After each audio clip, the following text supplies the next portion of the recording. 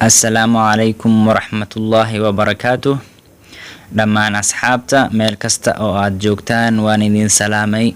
Habeen wanaagsan, habeen qurux badan, Jumco Kariim. Maanta waxaan rabaa inaan halkan kaga hadlo qiso yar oo igu dhacday oo xanuun ah. Asxaabta ku cusub janaalkan Camaar U Official waxaan ka codsan lahaa inay subscribe saaraan siina share gareeyaan. Mahadsanidin. Maanta halkan waxaan rabaa inaan ka sheego xanuun yar oo igu dhacay intaan aniga form 4 ka ahaa sanadkii u dambeysay ee iskuulka aan qaadanayay.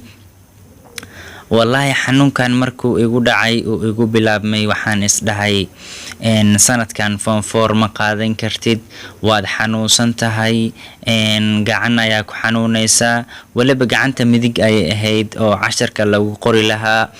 Marka wallahi waxa igu yimid niyad jab aad u weyn.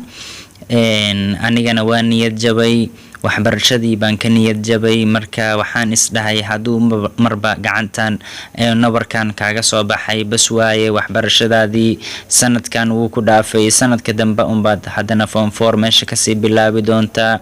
Si kastay ahaataba laakiin maasha Allah xanuunkii xanuun weyn iguma uusan noqon. Nabar yar oo gacanta iga soo baxay, kasoo bax magaciisa lagu sheegay ama fargal, laakiin hadda maasha Allah waan ka caafimaaday alxamdulillah.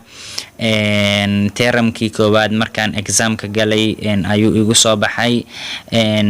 Hal bil oo kale meelahaas ayuu ay gacantii xanuunaysay, laakiin waan ka caafimaaday isla markiiba alxamdulillah maasha Allah. Ilaahay baa mahad iska leh caafimaad siiyey.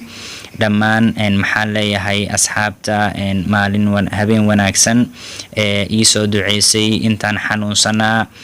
Maxaa la yiraahdaa maasha Allah. Laakiin waxaan isdhahay niyad jabine, niyad jabku waa dhamaadka guushe. Guulna waad gaari kartaa. Anigoo gacantii xanuunaysa ayaan waliba wax sii qori jiray oo sii dadaali jiray. Marka wallahi Ilaahay ayaa mahad iska leh, caafimaad siiyey oo gacanteydii maxaa la yiraahdaa qaabkii ugu wanaagsanayd maxaa la yiraahdaa iga dhigay haddana dib igu soo celiyay alxamdulillah. Markasta Ilaahay baan u mahad celinayaa. adduunkanna waa iska imtixaan xanuun kasta oo kugu dhacana maxaa la yiraahdaa waa iska imtixaan lagu imtixaamayo. Marka alxamdulillah hadeer waan ka caafimaaday. Maxaa la yiraahdaa imtixaankii form 4 na si wanaagsan oo maxaa la yiraahdaa aad u fiican buu igu soo dhamaaday. Ilaahayna waxaan ka baryayaa imtixaankaas inaan baaso. Ardayda Soomaaliyeed oo dhanna waxaan Ilaahay ugu baryayaa in imtixaankaas ay wada baasi doonaan insha Allah. Waxaan idin leeyahay asxaabteyda qaaliga ah meel kasta oo aad joogtaan oo janaalkan ku cusub, subscribe saara siina share gareeya. Maxaa la yiraahdaa dadka kale maxaa la yiraahdaa idinkoo kale ah oo aadka u wanaagsan si uu barnaamijkan u gaaro. Subscribe gareey, like gareey, siina share gareey. Mahadsanidin dhammaan asxaabta meel kasta oo aad joogtaan.